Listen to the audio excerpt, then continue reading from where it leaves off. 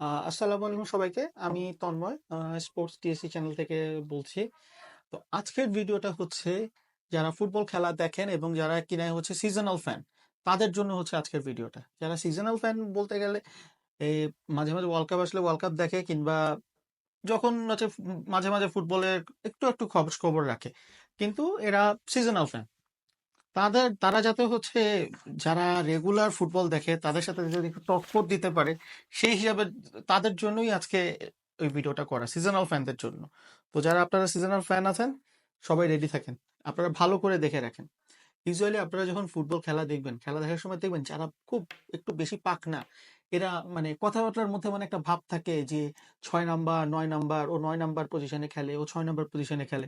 তখন নিজেরা আসলে কিছুটা অসহায় লাগে যে এটা ওই যে ক্রিকেটের ফাইন লেগ স্কোয়ার লেগের মতন, যে ফাইন লেগে কি সুন্দর ক্যাচ ধরছে, আরে বেটা ফাইন লেগ কোনটা, এটা যেমন হচ্ছে বুঝতে সমস্যা হয়, সেম জিনিসটা হচ্ছে এরকম ব্যাপার।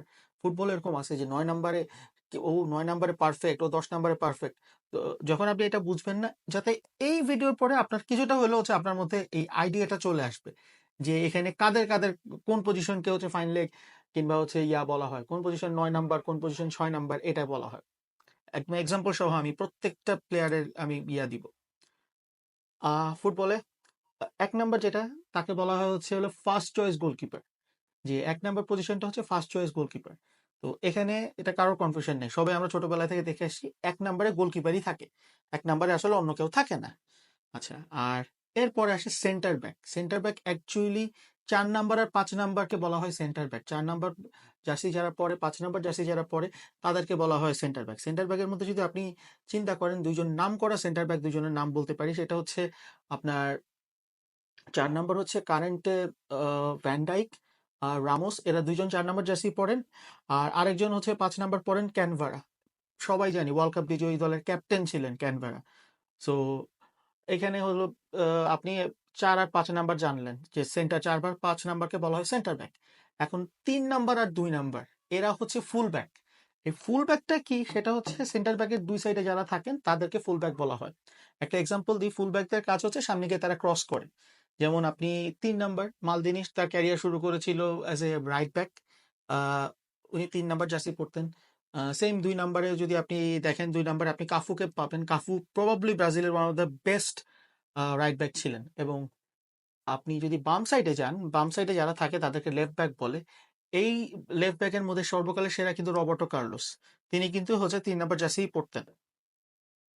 ঠিক আছে, এরপরে আসি 6 নাম্বার। এটা হচ্ছে সবচেয়ে ট্রিকি। 6 নাম্বার ব্যাপারটা হচ্ছে কি, কোনো যেমন লিভারপুল গত বছর সব জায়গায় খালি একটা কথা, তাদের 6 নাম্বার দরকার, 6 নাম্বার দরকার, 6 নাম্বার দরকার। 6 নাম্বার মানে হচ্ছে সেন্টার ডিফেন্সিভ মিডফিল্ডার, একে 6 নাম্বার বলা হয়। যারা সেন্টার ডিফেন্সিভ মিডফিল্ডার তাদেরকে 6 নাম্বার বলা হয়। যেমন ম্যানচেস্টার ইউনাইটেডের ক্যাসেমিরো কিংবা রিয়েল মাদ্রিদেরই ক্যাসেমিরো। ক্যাসেমিরোকে তো সবাই রিয়েল মাদ্রিদেরই চিনে, ম্যানচেস্টার ইউনাইটেড এসে তো হারাই গেছে। তো ক্যাসেমিরো কিন্তু 6 নাম্বার, খুব নাম করে সিডিএম ছিলেন।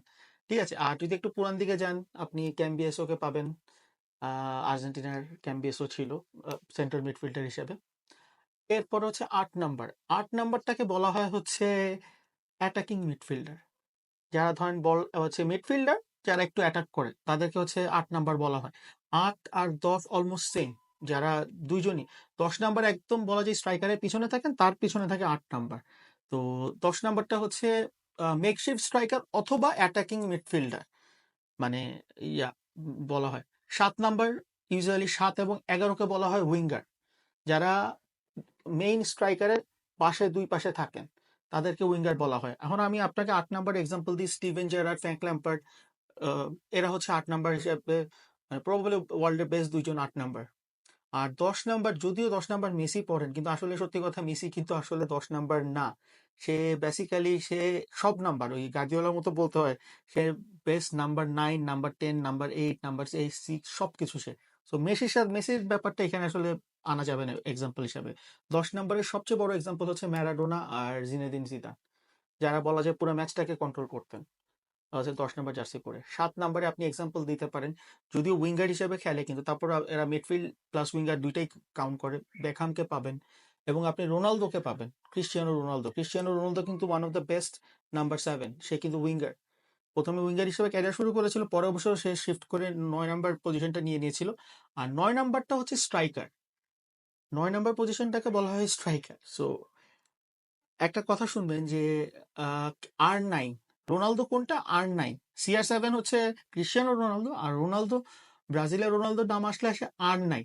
তো R9 এর কথাটার মানে হচ্ছে তার পজিশনটা ছিল 9 নাম্বার, যে কিনা একদম পিওর স্ট্রাইকার। আপনি হালের হালানকে বলতে পারেন পিওর স্ট্রাইকার, আপনি নুনেসকে বলতে পারেন, সেও পিওর স্ট্রাইকার।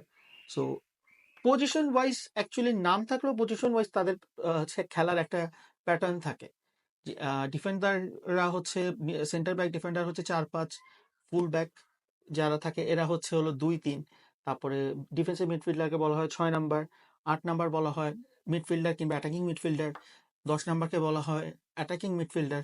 11, 7 এরা হচ্ছে উইঙ্গার হিসেবে কাজ করে, যারা দুই সাইডে থাকেন, যারা হচ্ছে স্ট্রাইকারকে ক্রস করে অথবা তারা আহ, হচ্ছে নিজেও গোল করে। সালা তো প্রত্যেক ম্যাচে, মেসিও তো অ্যাকচুয়ালি উইঙ্গার, কিন্তু মেসি মাঝে মাঝে অনেক ডিপে চলে আসে, তাই মেসির হিসাবটা আসলে একটু অন্যরকম।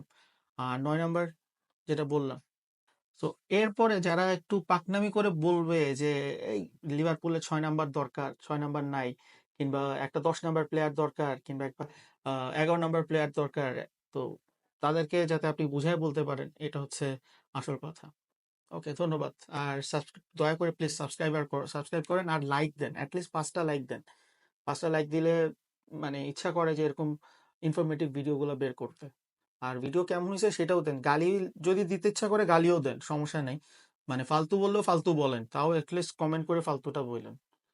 ওকে, আসসালামু আলাইকুম। ফি আমানিল্লাহ।